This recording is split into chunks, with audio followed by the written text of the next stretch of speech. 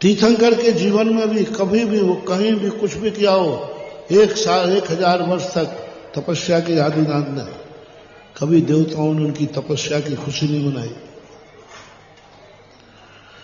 कभी खुशी नहीं मनाई, कभी देवताओं ने जश्न नहीं मनाया। 1000 वर्ष में एक भी प्रसंग नहीं है ऋषभ देव की तपस्या का जब किसी देवता ने उनका जश्न मनाया कि आज भगवान सामयिक कर रहे थे, आज भगवान कंदरा में बैठ के ध्यान कर रहे थे, आज भगवान फलाने पहाड़ पर खड़े थे, आज भगवान नदी किनारे खड़े थे। खड़े होंगे, चर्चाओं में हुई कि भगवान ऐसे खड़े हैं, बाहुबली बोले खड़े होंगे। ऐसे महाराज ध्यान में बैठे, शेरनी खा रही है, बोले खा रही होगी, बैठे होंगे। कौन सी बड़ी बात है? कौन सी बड़ी बात है? ये तो करना ही चाहिए, साधुओं का काम ही है, उनका तो लक्षण है, ये तो उनका कार्य है।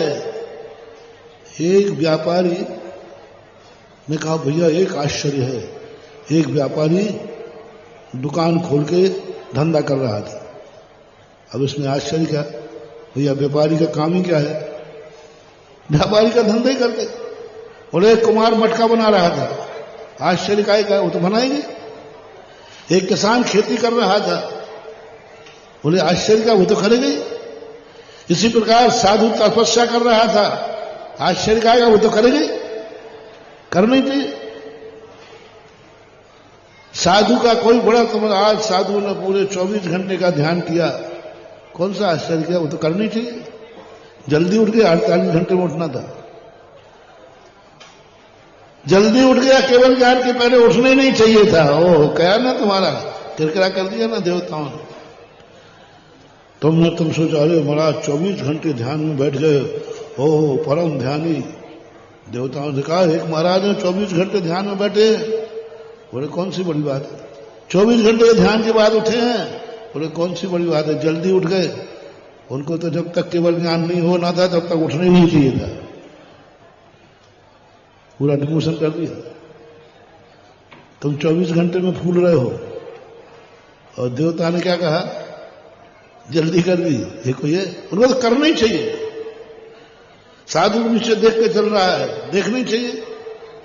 साधु सामयिक कर रहा है, करना ही चाहिए। प्रतिक्रमण कर रहा है, करना ही चाहिए। स्वाध्याय कर रहा है, करना ही चाहिए। इसमें कौन सा आश्चर्य है? किसी भी 1000 वर्ष में कहीं भी, लेकिन मात्र एक क्रिया है, जब भगवान आहार को उठे हैं उस समय सारे देवताओं ने 5 आश्चर्य किए, रत्न वृष्टि की।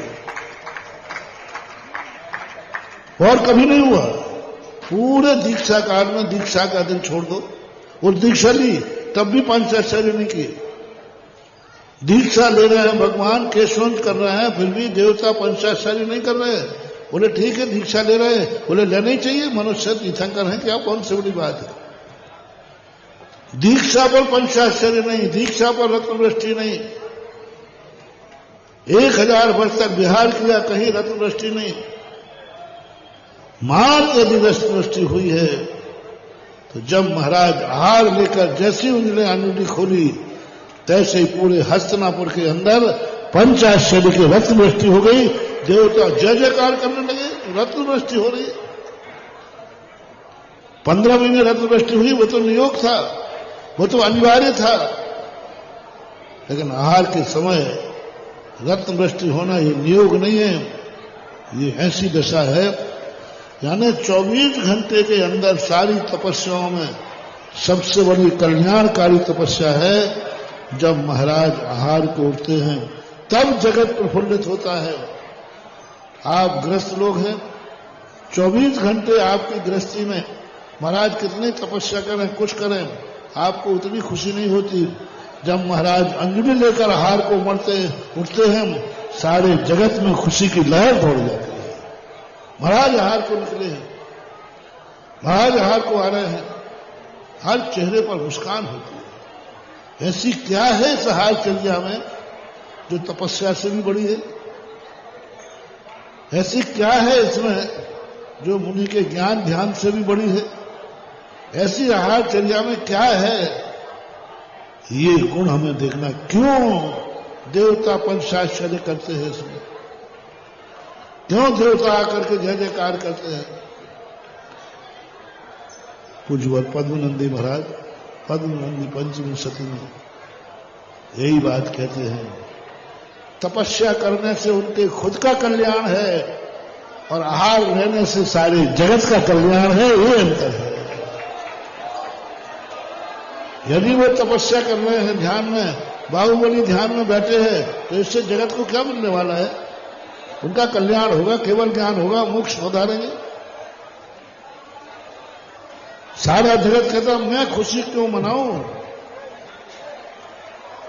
हमें वो क्रिया दिखाओ, क्रिया आप करोगे और कल्याण जगत का होगा। साक्षात पंच कल्याणकों से ज्यादा अतिशयकारी स्थापना निक्षेप का पंच कल्याण क्यों है? क्योंकि साक्षात पंच कल्याण में भगवान का कल्याण होता है। और ये खनिया दाने में जो पंचकर्ण हुए, स्थापना निक्षेप में पंच कल्याणक होता है, इसमें भगवान का कल्याण नहीं होता, इसमें सारे जगत का कल्याण होता है, भक्तों का कल्याण होता है। अब उन भक्तों का कल्याण हो रहा है, भगवान का तो हो चुका। आहारचर्या एक ऐसी है जो जगत कल्याणी है, जगत हितैषी है, जगत का भंडार भरने वाली है, जगत को पावन करने वाली है। दातार को वह शक्ति देती है आहारचर्या, जो मुनिराज तपस्या से प्राप्त नहीं कर सकते, वो पुण्य श्रावक आहार दान देके प्राप्त कर लेता है। बड़ी तपस्याएं करने से भी प्राप्त नहीं होगा, जो आहार दान से पुण्य प्राप्त होता है। सबसे ज्यादा श्रावक को 24 घंटे में मुनि से यदि सबसे ज्यादा कमाई होती है तो आहार के साथ 24 घंटे में राज के दर्शन करोगे, कोई विशेष पुण्यबंध नहीं है, कोई ज्यादा लाभ नहीं है। तभी तो मैं सोचता हूं, मैं कमरे में शांति से बैठा हूं, भैया यहां दर्शन कर जाओ, नहीं हम तो आहार करते हुए देखेंगे। कैसी बात। मैंने एक बार कहा कि भैया गर्मी का समय था, एक गांव की बात थी, तो वहां पर लोगों ने कहा, मैंने भैया आप जिन सबको दर्शन करना है तो मैं कमरे में घंटा भर बाहर बैठा जाता हूं, अच्छी तरह दर्शन कर लो, पैर छू लो। हम आशीर्वाद दिए देते दोनों हाथ से, लोगों ने स्वीकार नहीं किया, बोले नहीं हम तो आहार करते हुए दर्शन करेंगे, जब आहार करें तभी दर्शन करेंगे। तो मैंने कहा ये पता नहीं क्या मामला है। और सबसे ज्यादा